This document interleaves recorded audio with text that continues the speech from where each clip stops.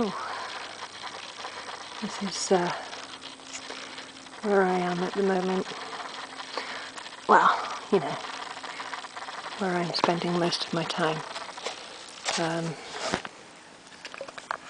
One of those things. Oh dear. I've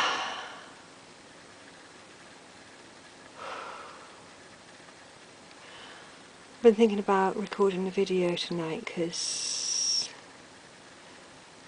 I did one the other night and I've lost the leads to my phone to laptop thing, so I can't upload it. Have a bit of a drink of my tea and I'm going to try and, that'll do, jar of Maltesers. Oh, is that stable? Am I stable? Yes I am, I think. Oddly, because like I'm scattered all over the place. I was looking at it, I've got this little notebook which I write and very occasionally sketch in, diary, journal, current sketchbook which has taken a lot longer than I thought it would. Started it in September 2010, but I realised that it's only very infrequently that I get the impulse to draw, and it's like if I keep drawing, sometimes I'm just drawing the same thing over and over again, and it's like, why am I drawing that? I don't know. Doesn't really matter anyway. I like some of the things that I've done. I love this one. I can balance my cup of tea there. I can do balance quite well actually. People don't always understand that about me. That one, I don't know whether you can see it properly. That's it. I've been going through some feelings and emotions that started last year, and they were strong emotions. And I realised that when you've lost everything, or for a part of the time thought you've lost something, and you don't even know if the connection, the reconnection that you're making is as strong as you want it to be, especially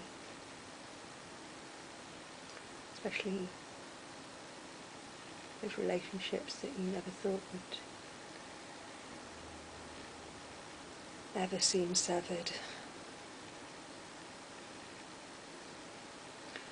I might go off on a tangent here.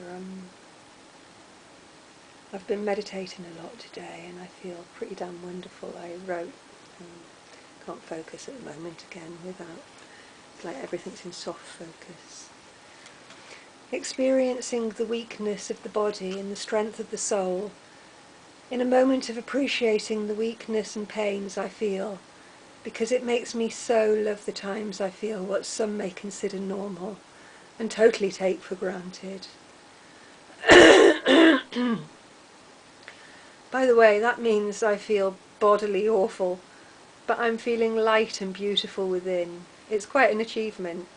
And to get this one, you have had to have put yourself through immense pain and discomfort and torture yourself with how much of a failure you are for being unable to do simple things like have a routine and be a normal person, not being pathetic and allowing extreme discomforts to have any effect of me.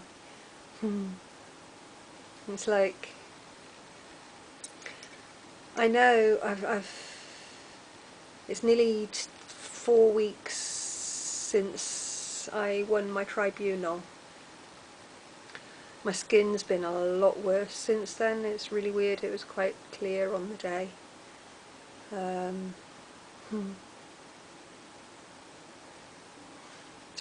nearly 4 weeks since my tribunal. I haven't actually had notification from the job centre yet, but I'm wondering how quickly after I get notification from the job centre will I get the form to fill in again, the medical form, the questionnaire, start through the whole procedure again.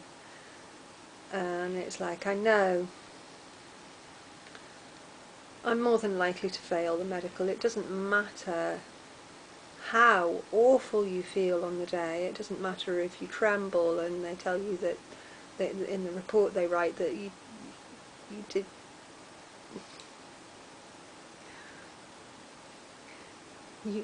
you were behaving perfectly normally and you were fit for work. And I've written in various places about how that's like when I was raped, because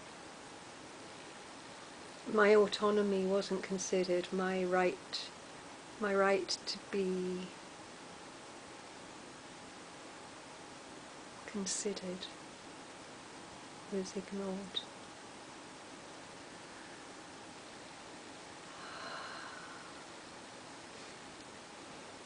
And it's like, when you've had that taken away from you, when you've had your dignity taken away from you, it's quite a battle to claim it again.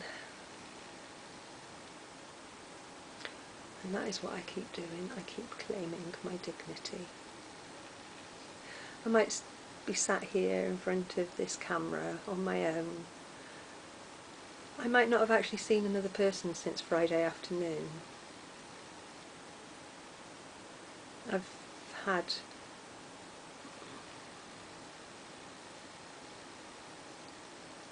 at the most 2.5 hours talking on the phone.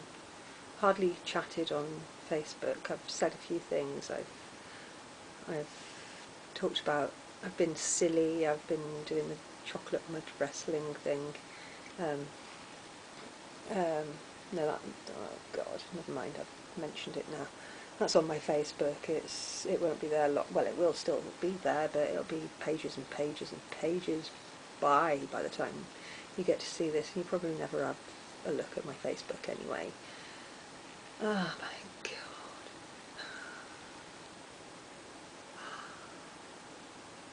Ah.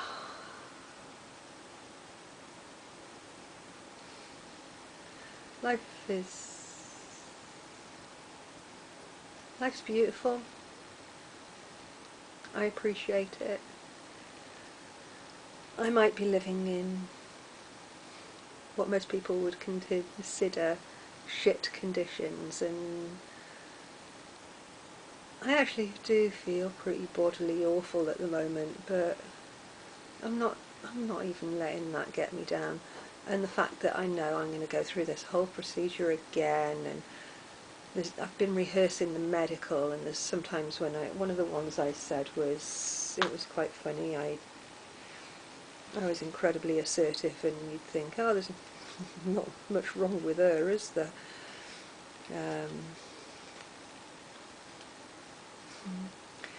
You can treat me in a very undignified manner, but you cannot take away my dignity. That's to the system. And I want to say, I refuse to take part in this assessment until you acknowledge me as a human being. After the breakdown from the last year's ordeal, I'm determined not to let them hurt me so bad. And then I wrote, I am becoming what I want to surround myself with, eager, frisky, loving people. And then I decided to change that to beaming, because becoming that's waiting for something to happen before I become happy, before I become these things that I want to be, that I know I can be. I can get past all the crap, I can get past all my pain, I can get past my physical symptoms that debilitate me to the point of well, there are times when I consider, is it worth still living? And then I meditate and I giggle and think about life and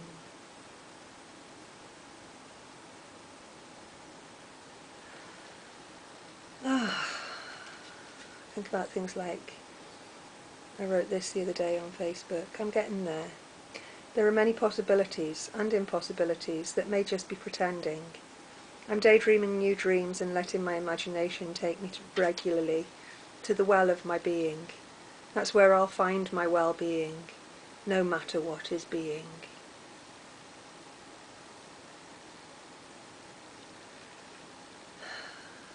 Bit flipping serious at the moment, aren't I? I just changing the subject completely and wandering off, because that's all my brain's really quite capable of doing at the moment, is just wandering from one thing that amuses me or makes me feel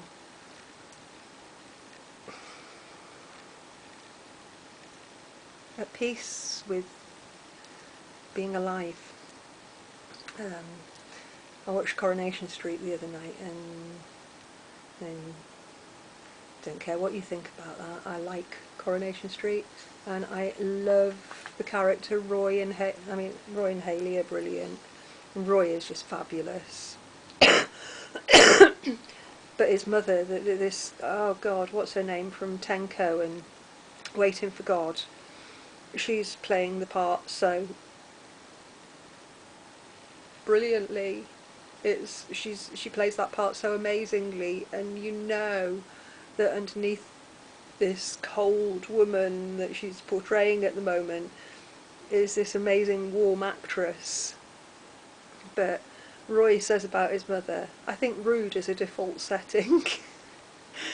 And Sean says, or the final piece of the puzzle, as I like to call it. Or no, like to call her, I think it was. I didn't write it down properly for dripping, spilling tea.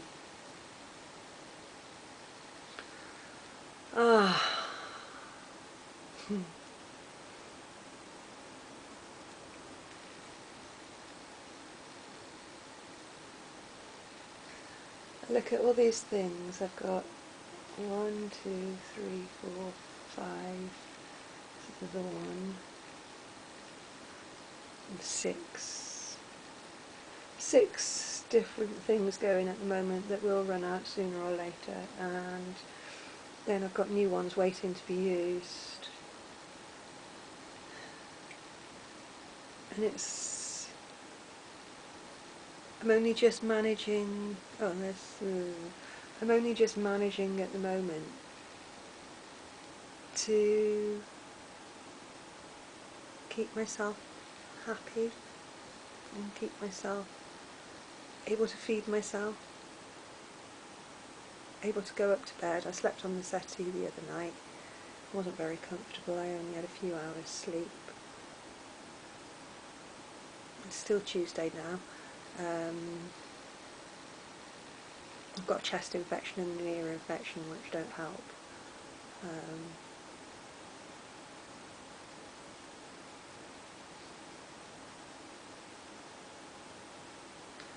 All I want is support to get better. I mean, yeah, it'd be nice if my house were, if I could sort my house out and not get really ill doing it. I just want the highest quality that I can actually make of my life. And at the moment that means being supported by the government through money which is given begrudgingly and will be taken away from me partly again when even, shortly after the back pay from the last time they did it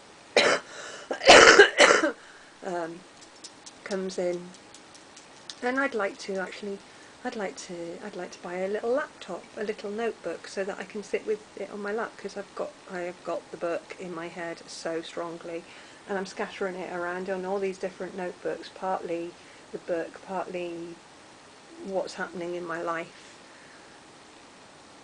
and what I'm experiencing, and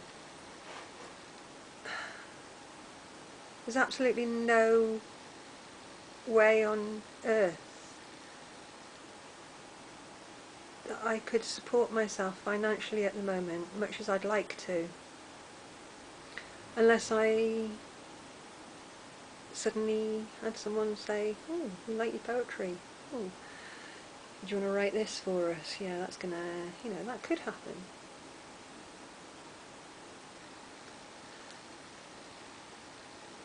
But probably not just yet. I've got to sort myself out a little bit more for that to happen, and I've got to be able to be coherent more often, consistently, and able to focus and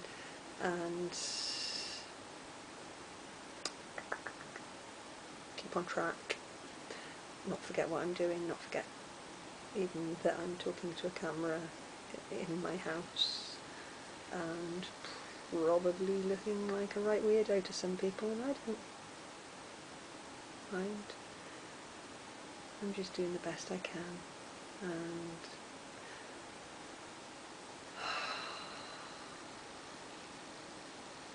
I think most of the people going through this are doing the best they can as well.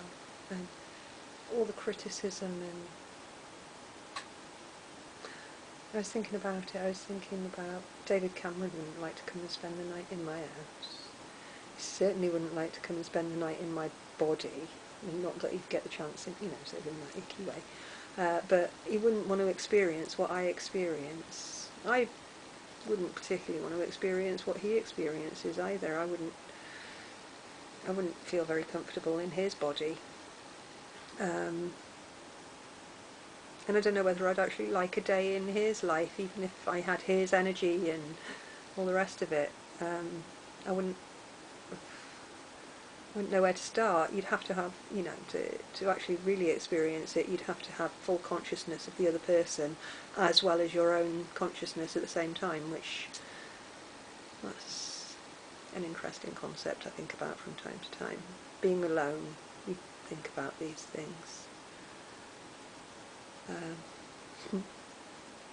Okay, that's it for now, I think. I've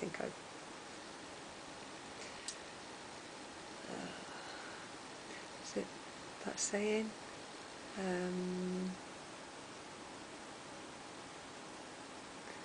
Something about fools, when you open your mouth, you just discount any